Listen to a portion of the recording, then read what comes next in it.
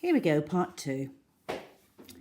He arranged the branches in the coconut so cleverly that he now looked exactly like a small coconut tree standing amongst the big coconut trees.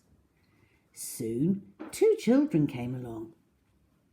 They were brother and sister. The boy was called Toto, his sister was called Mary. They walked around looking for fallen coconuts but couldn't find any because the enormous crocodile had gathered them all up. "Oh, look!"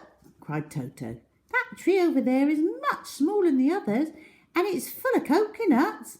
I think I could climb that one easily if you help me up the first bit." Toto and Mary ran towards what they thought was the small coconut tree. The enormous crocodile peered through the branches, watching them as they came closer and closer.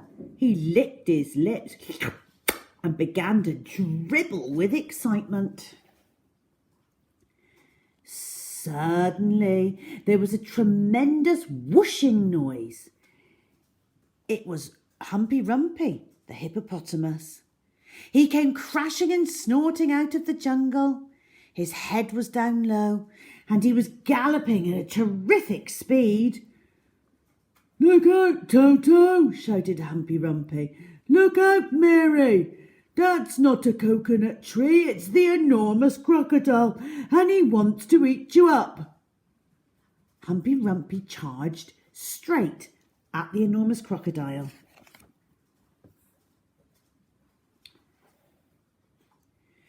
He caught him with his giant head and sent him tumbling and skidding over the ground. "Owie!" cried the crocodile. "Help! Stop! Where am I?" Toto and Mary ran back to the town as fast as they could, but crocodiles are tough. It is difficult for even a hippopotamus to hurt them. The enormous crocodile picked himself up and crept towards the place where the children's playground was. "Now for clever trick number 2, he said to himself. "This one's certain to work." There were no children in the playground at that moment. They were all in school. The enormous crocodile found a large piece of wood and placed it in the middle of the playground. Then he lay across the piece of wood and tucked in his feet so that he looked almost exactly like a seesaw. When school was over, the children all came running into the playground. "Oh, look!" they cried. "We've got a new seesaw!" They all crowded around, shouting with excitement. "Bags, I have a go first. I'll get on the other end. I want to go first. So do I. So do I."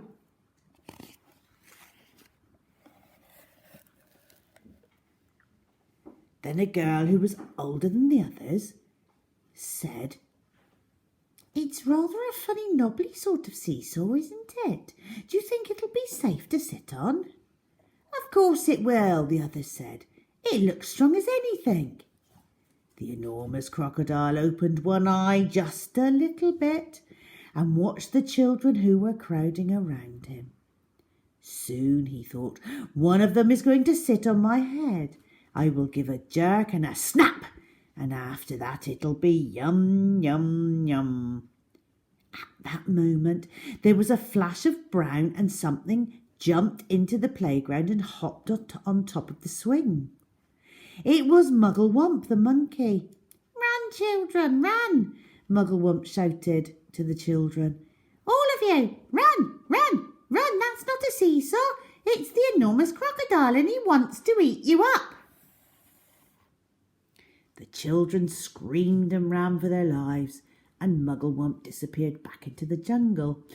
The enormous crocodile was left all alone in the playground. He cursed the monkey and waddled back into the bushes to hide. "I'm getting hungrier and hungrier," he said. "I shall have to eat at least 4 children now before I'm full up." The enormous crocodile crept around the edge of the town, taking great care not to be seen.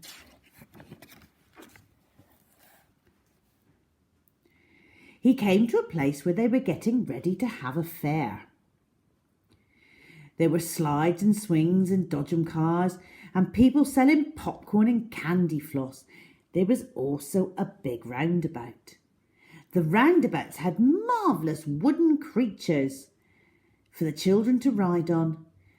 There were white horses and lions and tigers and mermaids with fishes' tails and fearsome dragons with red tongues sticking out their mouths. "Now for clever trick number 3, said the enormous crocodile, licking his lips. When no one was looking, he crept up onto the roundabout and put himself between a wooden lion and a fearsome dragon. He sat up a bit on his back legs and he kept very still. He looked exactly like a wooden crocodile on the roundabout. Soon all sorts of children came flocking into the fair. Several of them ran towards the roundabout. They were very excited. "I'm going to ride the dragon," cried one. "I'm going on the lovely white horse," cried another. "I'm going on a lion," cried a third one. And one little girl, whose name was Jill, said, "I'm going on that funny old wooden crocodile." The enormous crocodile kept very still, but he could see the little girl coming towards him. "Yummy, yum, yum," he thought. "I'll gulp her up easily in one gollop." Suddenly there was a swish and a swoosh, and something came swishing out of the sky. It was the roly-poly bird. He flew around and around the roundabout singing, "Look out, Jill, look out, don't ride on the crocodile." Jill stopped and looked up. "That's not a wooden crocodile," sang the roly-poly bird. "It's a real one. It's the enormous crocodile from the river, and he wants to eat you up." Jill turned and ran.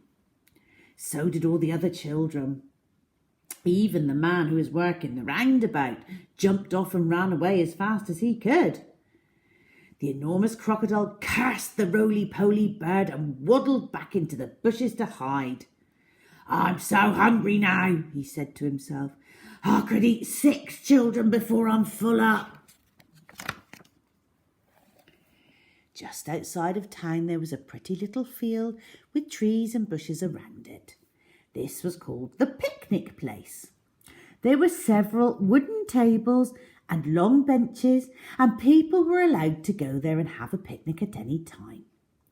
The enormous crocodile crept over to the picnic place. There was no one in sight. "Now for clever trick number 4, he whispered to himself. He picked a lovely bunch of flowers and arranged it on one of the tables. From the same table he took away one of the benches and hid it in the bushes. Then he put himself in the place where the bench had been. By tucking his head under his chest and by twisting his tail out of sight, he made himself look very much like a long wooden bench with 4 legs. Soon 2 boys and 2 girls came along carrying baskets of food.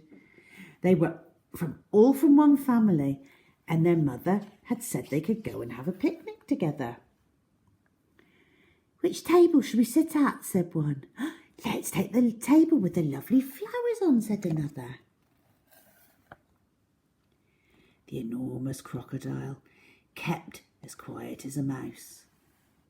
"I shall eat them all," he said to himself. "They will come and sit on my back, and I will swizzle my head round quickly, and after that it'll be squish, crunch, gollop."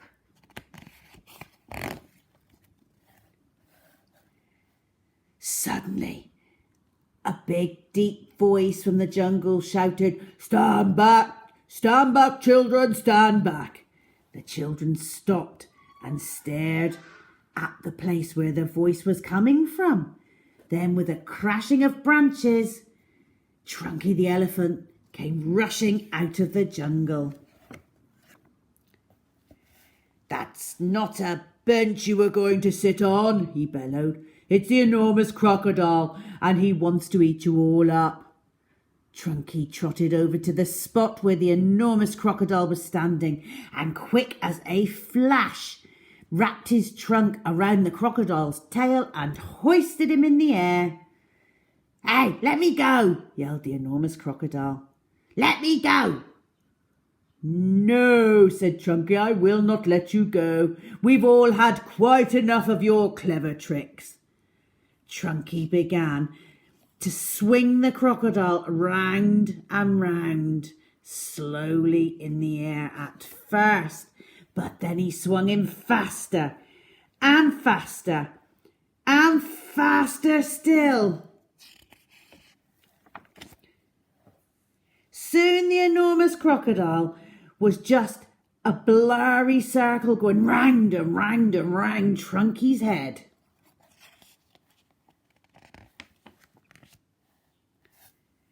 Suddenly Trunky let go of Crocodile's tail, and the crocodile went shooting high up into the sky like a huge green rocket.